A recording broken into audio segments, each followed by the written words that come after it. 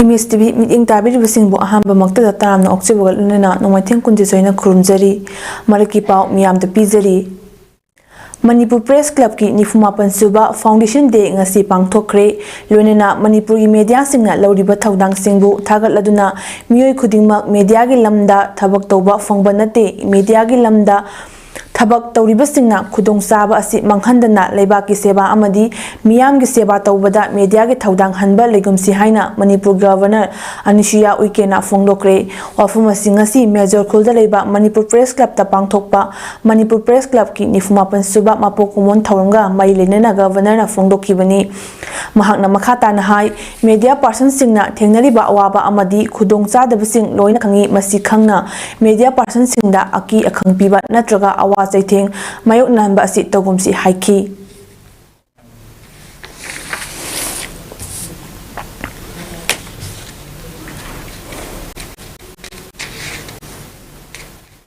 स्थापना दिवस उत्सव मनाने और अपने को आकलन का अवसर होता है।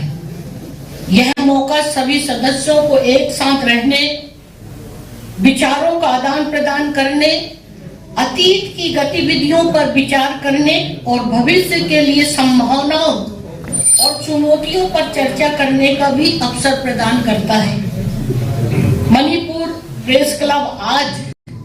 स्वतंत्र और जिम्मेदार प्रेस क्लब के रूप में अपना स्थापना दिवस मना रहा है।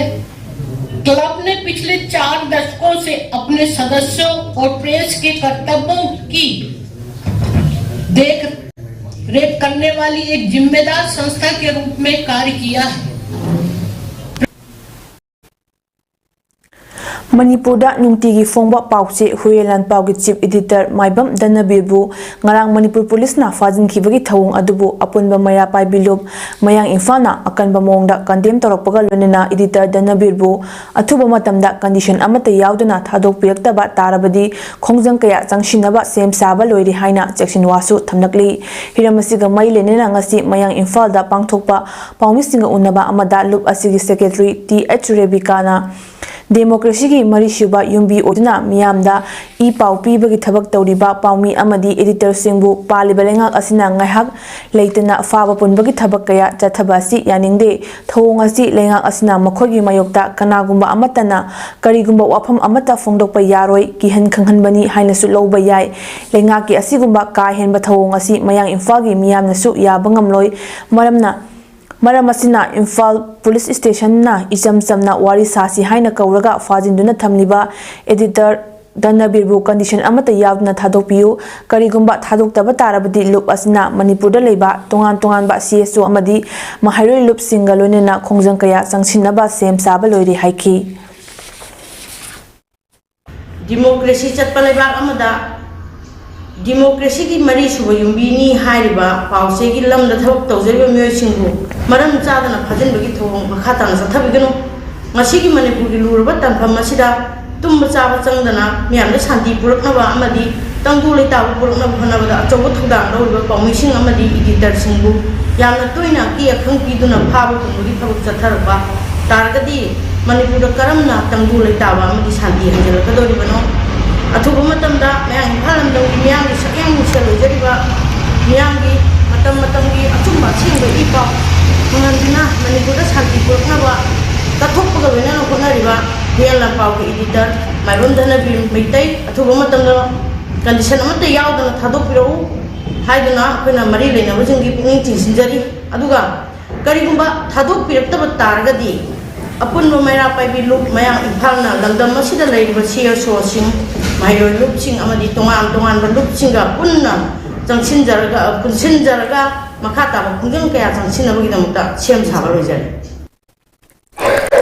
खगेंदे रिसर्च कमिटी की एडवाइजर ओइना थौ पुरंबा लाइखुराम निरंजयना ngarang January 5 की अयुक्ता लेखिदबदा लुप असेगी प्रेसिडेंट मयिंग बम कुंजबी हाइना थरमपु ओइतना अवाबा फुंगपगी मिफम पांगथोखरे लाइखुराम निरंजय इंग 1993 मे 16 ता वांखै कैथेल असांगबिदा लेबा लाइखुराम Ibobi अमदी Mongol nganbigi macha ओइना ताइबंगदा खोंगदारखी लमदम मसिगी Meitei मयेक चौखटनबा होटनबदा अचौबा थौदांग नरमबता नतना Meitei मयेक high school की assistant headmaster ओइना थौपुदुना अंगांगसिंगदा मैतै मयेक तंबिरखी Manipur Lengaki Education Department leba SSA gi Program Officer cum Deputy Inspector of School DI Oinasu Thopurami Senior Citizen Forum Imphal East Secretary Oibata Natana Tongan ba Loop Kayaga Samnaduna Manipur gi Chawkhat Thorang Kayada Masagi Oijaba Thadotuna Thabak Thoram Kaya Tauramba Misakni Mahakna Lekhidaba Matamda Mahaki Loinabi Amadi Macha Ani Thanami Mahakna Lekhidabada Khagendra Research Committee na Ikai Khomnabaga Loinana Imung Manungi Awabdasu Committee asina Saruk Yazari Hairi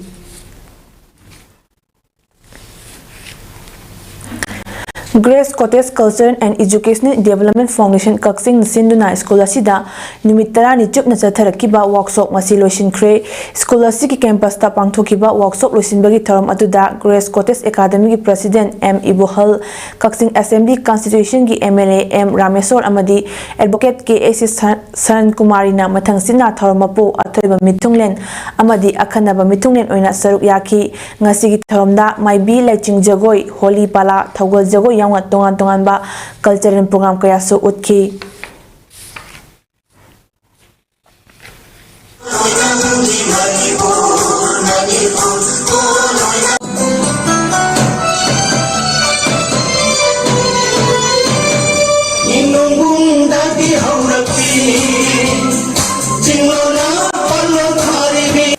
Khangani mazi yamna chechin babira yamna luba mira yamna careful oi babira hebsi handwriting dei khangya aduna handwriting ji angang oi ringai da koi phajana calligraphy yana koi ama thopani adu da tamho handwriting ji angang oi da phajawdra ba ayeng han oi kan da ka sem do su suya ya oi da ni ana angang oi kan da phajar ga di ada ai gi tau ai ga mingcha mana ba Rameswar ai nam le koi ji all India gi Milki New Kafundai Village da leiba nupi singgi oiba tha ani chathagadaba tailoring course ngasidagi haudokre ahanbagi oina nupi kunna course asigidamak mingchanki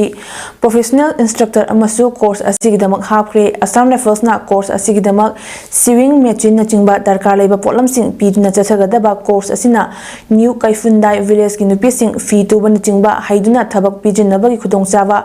fangbaga loinana makhogi punsi singsu hena fagat halagani Assam Rifles na paikhatliba project asibu village authority na thagatpa phongdokladuna miyamna security force singda hena thajaba thamlagani amadi Assam Rifles na su makhata na lepna miyamgidamak thabak thorom kaya su tawbirakigani haiki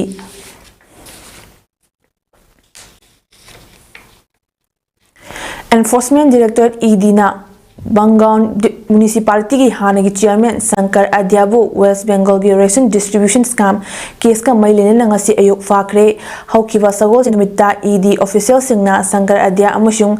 Trinamool Congress Lusingba Sheikh Sahajan bu ration scam case ka mailene na makoi gi yum sing red chathanabagi chatpa lambi ki 24 Parganas district ta miyam attack torokpada ED official singna tongnakpa car gi mingsil sing kaibaga lonena official ahumsu aso apat nangkhibani